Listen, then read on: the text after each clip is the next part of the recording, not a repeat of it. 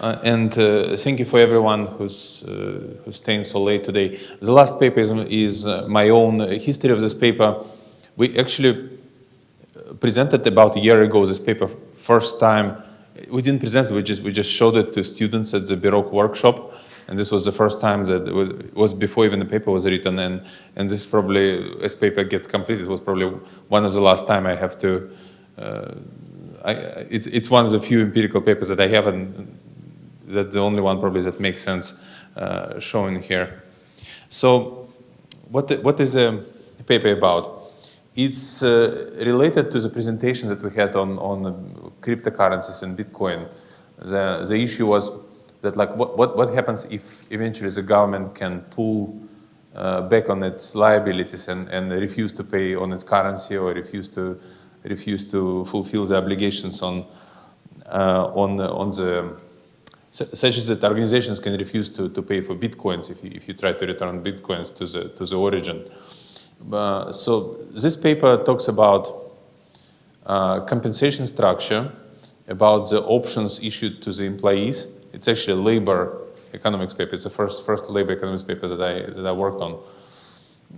It turns out that the options, optiony in Russian, issued to employees are often reneged on. So they are removed from employees during the restructuring of the company, in particular during mergers and acquisitions. So, why do we look at, there are many instruments, why do we look at options? The options that are issued to motivate and compensate employees are interesting for us for two reasons. First of all, because they are very common. It's the largest part of compensation for American rank and file and executive employees. And second reason is because there is a lot of discretion with which those options are treated. So as we show in this paper, it turns out that the options can be easily granted, but they could easily be removed. So, okay. Quickly, the summary, what do we find? We find that we look at the relatively large sample of mergers and acquisitions in American data. We look at two types of agreements. So first of all, we look at pre-merger documents that explain why options are, how many options are issued to which strike prices, etc. And then we see the actual treatment of the options after merger and acquisition, when the acquirer, the company that buys another company, and the target, the company that is bought, are joined together. We see how this compensation is modified. Long story short, we find that in majority of cases, in more than 80%, at least some of the options are cancelled or modified in such a way as to reduce the value of the employees. We find that the value generated to the acquirer is responsible for a large effect that explains both the premium paid during mergers and acquisitions and the CAR, which stands for cumulative abnormal returns during the merger and acquisitions. We don't find necessarily evidence that the companies with options are targeted just so that the options can be, or compensation can be removed. We find, however, that this is a significant predictor. Okay, overall, there is a much larger premium, and there is about 2% higher cumulative abnormal returns for firms with those options. Okay. So I must tell you there is one caveat. We do not talk, probably those of you who worked in finance, you probably saw a lot of papers on so-called executive options, options given to executives and the managers in order to motivate and compensate them. That we specifically wanted to focus on options given to all employees. And this is because we look at the conflict between managers and employees. There is a big literature on what happens to the management options and mergers and acquisition. That's completely different. Managers are handsomely compensated for participation in the merger. In my memory, there was a big merger between, for example, Northwest Airlines and Delta. When the merger was completed, both the CEO of Delta Airlines and CEO of Northwestern Airlines, who had to depart, they both were compensated with a huge, what's called golden parachutes and additional option grants. So their incentive is very simple. They want to close the merger and get compensated. For employees, their incentives are very different. Big literature on the related on labor, in labor economics, in finance, in mergers and acquisitions. There are theoretical papers on so-called, quickly mentioned, on so-called white squares and shark repellents. This literature says, I don't know if you can hear well. This literature says that the employees can stand on the side of the manager. If they own, for example, many options, they can refuse to sell those options to the new owner, and therefore they can impede the merger. The merger will not go through if many of the shareholders are actually workers of the company. There is a big literature on unionization. The unions can resist mergers, for example. There is a literature. There is empirical literature that investigates whether larger number of options and shares in hands of employees allows those employees to refuse, prompts those employees not to sell their shares to new owners, and therefore merger is never completed. And finally, in labor economics, many papers find evidence that employees are worse off after the merger in particular. Most prominently, they often fired after the acquisition is completed. Good example, for example, that we started with before looking at this data set is the Skype versus Microsoft. You know, the Skype was a relatively small company in Europe, and Microsoft is a giant in America.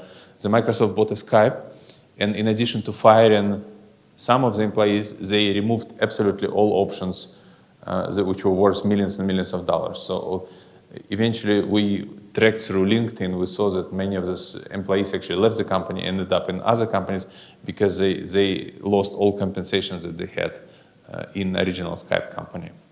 So those facts were not known, and essentially I think the value of the paper is showing these facts to the public through the new data set and linking it to performance of the company. Okay. Overall, you would expect that there will be some change in the compensation structure. When two companies merge together, it is natural that there is one system of compensation in company A and different system of compensation in company B. Those systems are not always compatible. So when those companies get together, they probably sit down and decide, well, we give those types of options, we don't give options at all. So we need to change something. We have to remove those options or change them in some way. So this is one issue. The other issue is that options are often, in the first place, they're a sign of inefficiency. Sometimes many of these options were granted many years ago, they're not active, they maybe represent overpayment. So in a way, merger and acquisition, they represent a good chance to restructure the whole system and make these options a kind of, this compensation package, make it cheaper, make it more efficient, make it more sensitive. So we look at this, and we also look at much simpler economic reasons. Those are compensation packages that are in target companies, they're pretty much expensive.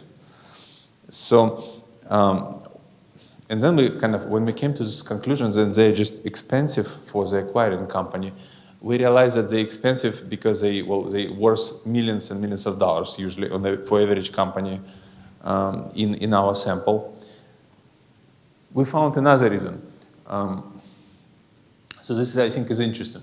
So any option, such as like over-the-counter option, or in this case, compensation option, it's a levered claim. So if you're familiar, for example, with Black-Scholes value of call option, levered claim means that it grows more than linearly with the price of underlying.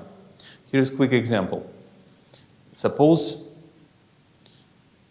the strike price, this is like textbook example, suppose the strike price is 100 and the stock price is 110. When option is exercised, the owner of the option gets the difference between the stock price and the strike price. In this case, $10. We call it intrinsic value of the option. So when the employee exercises his option, the company essentially has to pay him $10. Now, suppose the company becomes a target of acquisition. When it becomes a target of acquisition, you must pay a premium on a stock. The premium, average premium for large company for large companies that we have data for, is about 41%. So when you pay 41% premium, the price goes from $110 to $155, which means that option is now worth $45, which is 450% increase in price of options. So because the option is levered claim and you must pay premium, the cost to the company of exercising this option just shoots a lot. Yes, please. Your view measure conditions surprise for employees? Right. I mean, given this fact, they should exercise these options before merger happens, no? Right. So it's often not a complete surprise, and it's true that they could exercise it before. In fact, so the answer is, in fact, they can exercise it even after the merger is announced, because there is a time between the announcement of the merger and when it's actually consummated, when it's complete.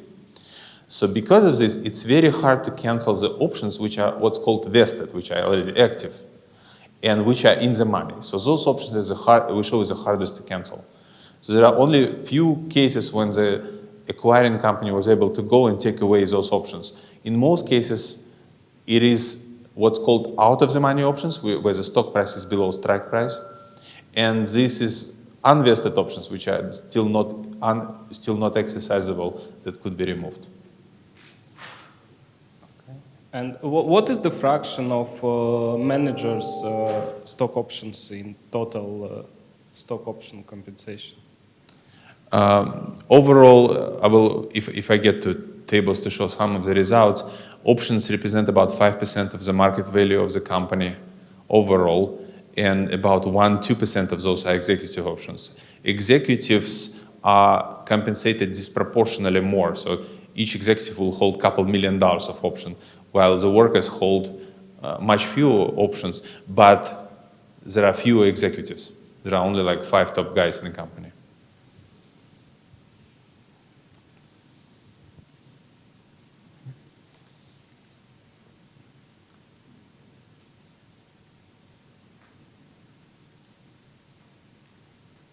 Okay, another issue, when you talk about cost of the options, you must also understand that option is a liability that is priced in. So let's say you buy in a company with an option, like in my example, that has intrinsic value of $10. Essentially, those $10 are owed to employees, so the company has to be cheaper by $10. When you buy a company cheaper by $10, so you just get something with discount, and now you owe this liability as well. The problem is that, again, even if the options are priced in, with a premium, with a 41% premium, the priced in amount does not cover the amount that you owe. So in my example, with 41% premium, the company is $14 cheaper, but options will create a new liability of $55. So in any case, options represent a huge cost to the company. Okay. Now, there is final theoretical kind of issue in this story, is that employees probably can actively participate in the merger given that the options are taken away. They have some levers to do it. They can resist the merger by refusing to sell the shares. They can go on strike. They can talk to management. They can shirk. So all of these issues are available and already been discussed. So we assume that, given this, we assume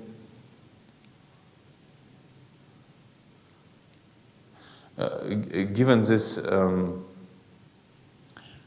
the options can be good for acquiring company, the target options can be bad for acquiring companies, but they also have to take into account whether employees are happy that you're taking the options from them.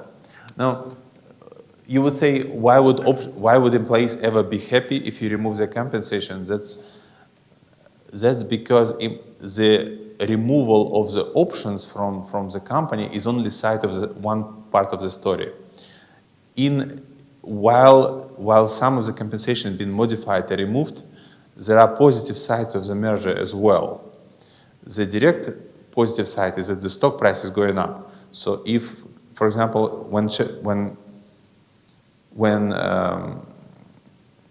workers in this company also owe, for example, shares, or they own shares, they own some pension plans, the value of all this claim is increasing. But at the same time, some of these claims have got canceled. So whether they feel better off or worse off, it really depends. To some extent, they feel better because of the merger and acquisition. To some extent, they feel worse because they lose some of the compensation and they lose some of their positions that they had, that they were holding. Okay, so overall, it's an empirical question how the acquiring company feels about buying a company with a lot of employee stock options.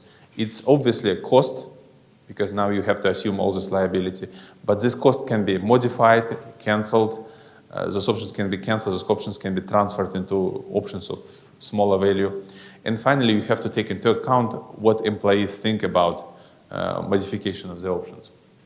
Okay. Empirically, we have to worry about, like always in corporate finance, we have to worry about indigeneity. So on the one hand, we're interested in what options do to incentives to go into merger and stock price. On the other hand, we also have to worry about companies sometimes anticipating the merger and granting more of the stock options. So there is for instance, there are many stories for why options can be granted.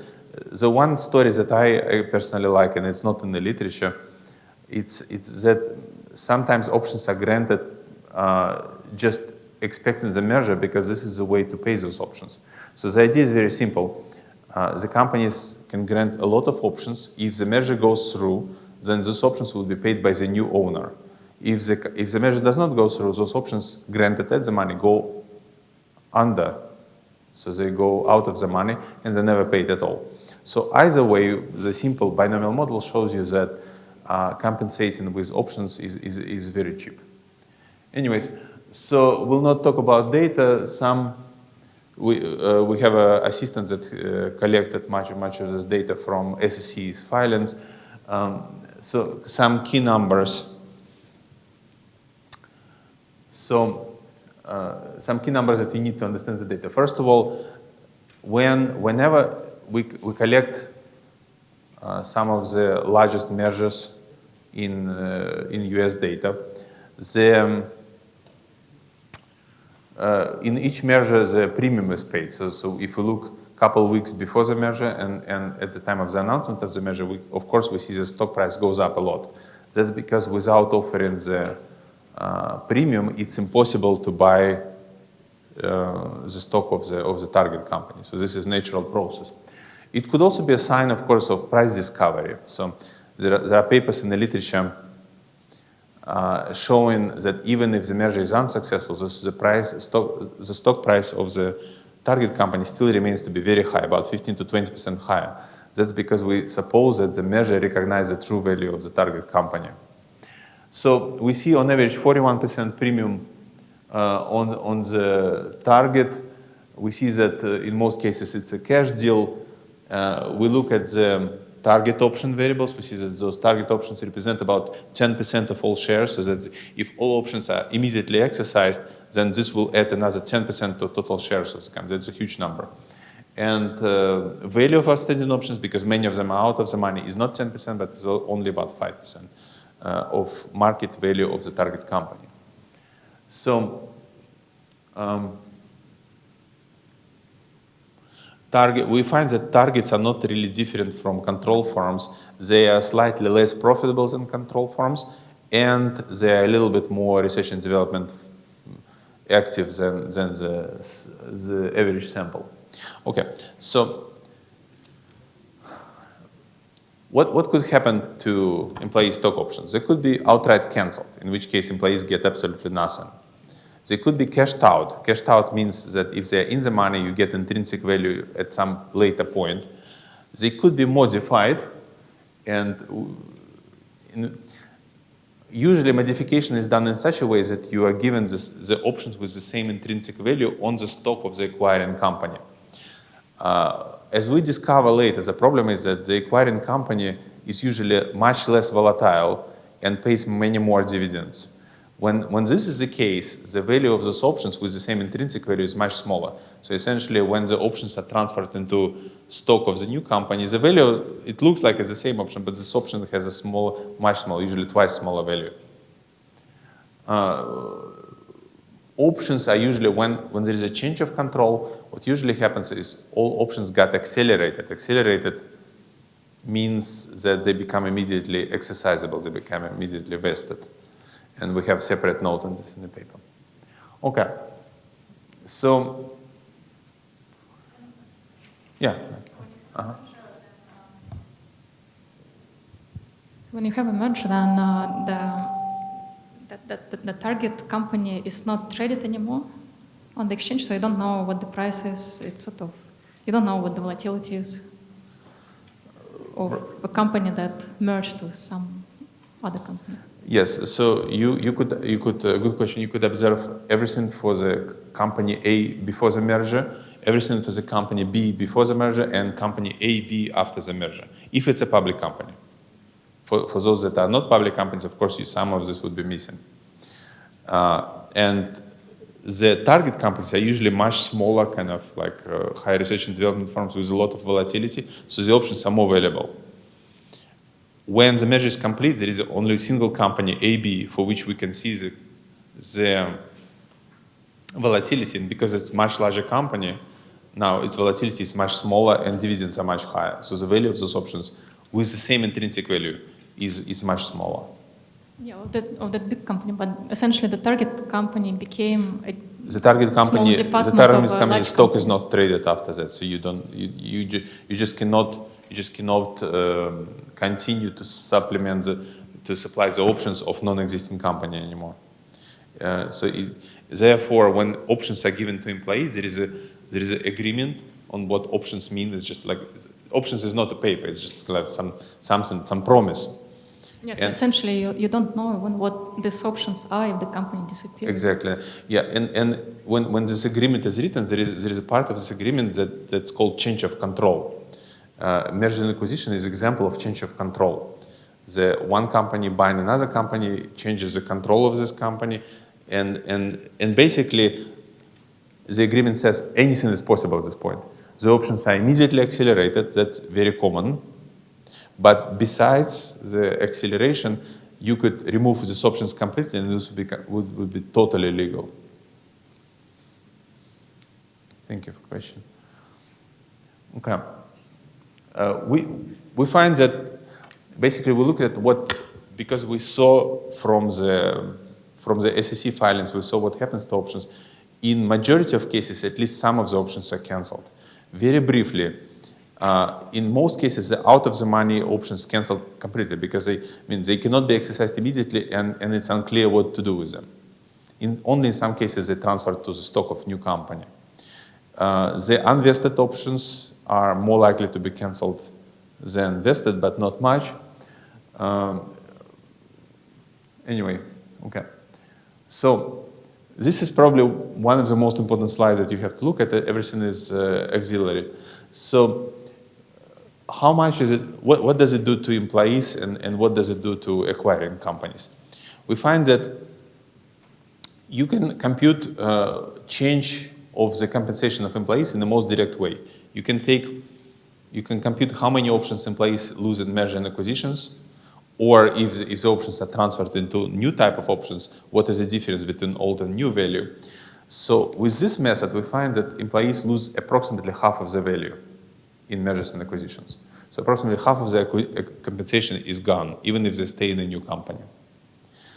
At the same time, you can measure it intuitively differently. You can ask a question, so suppose we take like a year before the merger, when the stock price was much lower. Are they better off because of the, let's assume there are many things that can happen.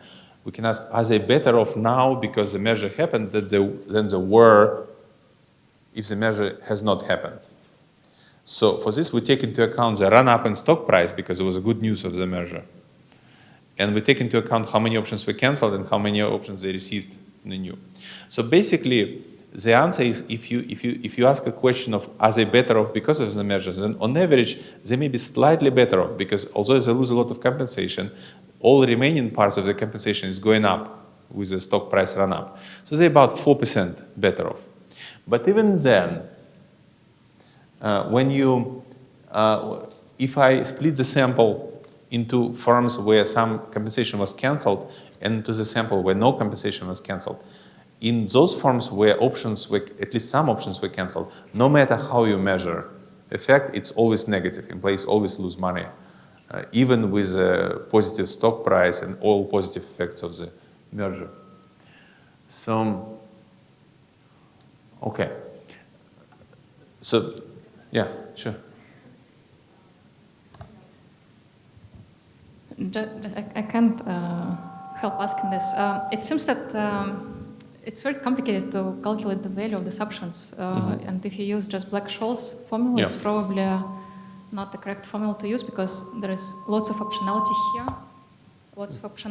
here. As you can say, options can be cancelled. So it's unclear what is the... Right. So as much as I have just 1 or 2 papers in related to employee stock options. It's a very common question, like can you use Black-Scholes? So in most cases you would have to kind of at least step back and adjust and say like, because of risk aversion you have to take a different value.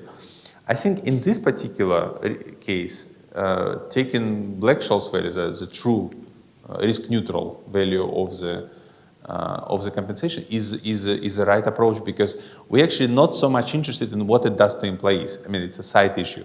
We're more interested in whether the company saves or loses. So we're more interested in acquiring company, canceling old options and issuing new options. And we're interested in whether they save money in this transaction or they lose money in this transaction. So I think if the paper was about are employees better off with options and after options are modified, then this would be a valid, and this would be a very, very important question, but not for this paper. We're not really interested in if employees feel better or worse, if I can explain this way. I think. Okay. We also, as I think as a referee or somebody suggested at some point, we also were interested in whether maybe it's just a part of the process. Maybe like the options are canceled and new options are issued in a new company. We don't have detailed data. We have the data on total number of options and total number of option grants in the company before the merger and in the large company after the merger.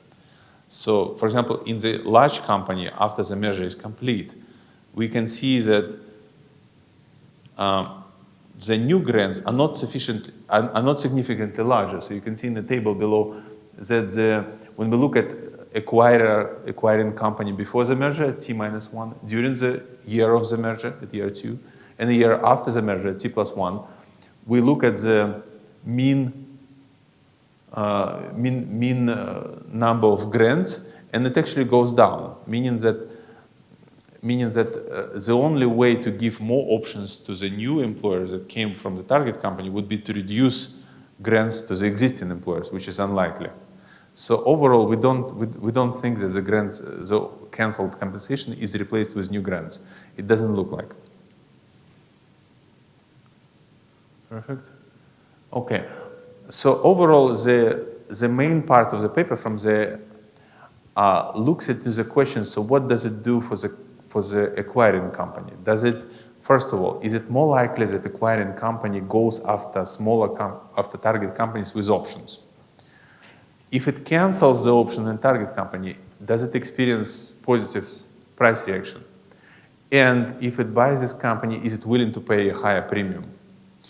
Overall, so in the interest of time, I do have a couple more slides that I wouldn't go through all of them. Overall, we find the following facts. We find that the acquiring company is paying higher premium to buy a target. So they're willing to pay more for companies with options. Because we don't know exactly why they're paying more for companies with options. So you can suggest that they buy companies with options and then they cancel those options, and that's how they screw the employees and make money on this transaction. But it will be suggestive, because there are many other explanations. It could be that we buy more companies with options because those are high-tech companies, or because those are like better companies or more friendly companies. There may be many explanations. So because of this explanation, we had to employ what's called instrument variables that give us cleaner prediction on this. So long story short, we find that indeed the larger premium is paid for the companies where there are more options. Larger premium is paid when those options are actually eventually canceled, because not always that you can cancel those options. We do find that larger stock price reaction is observed when there are a lot of options and those options can be canceled. But with instrumental variable, we do not confirm the hypothesis that actually acquiring firms go after firms with many options to cancel those options and benefit from it. So we find that this is just a part of the process. You acquirer stumbles upon the company, they buy this company. If those options are excessive, they cut them, they trim them, they save a lot of money, and they move on. But it's not like they hunt those companies down. And that's overall, I do have just maybe a couple minutes, and that's overall all we've done with IVs.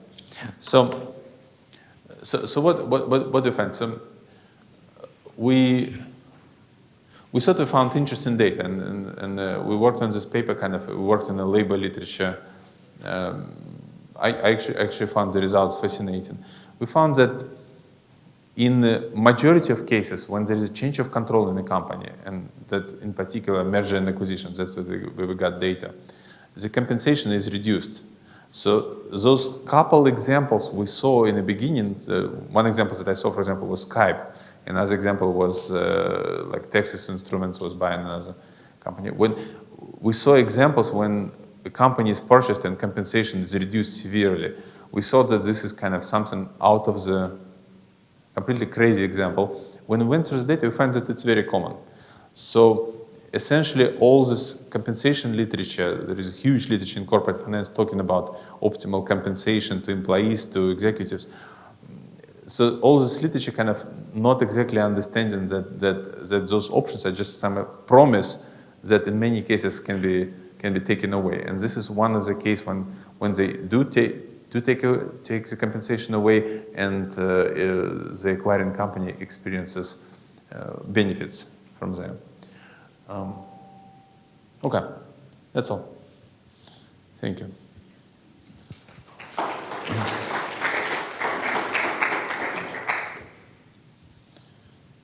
So now, since I'm left, yes, please. You have a question?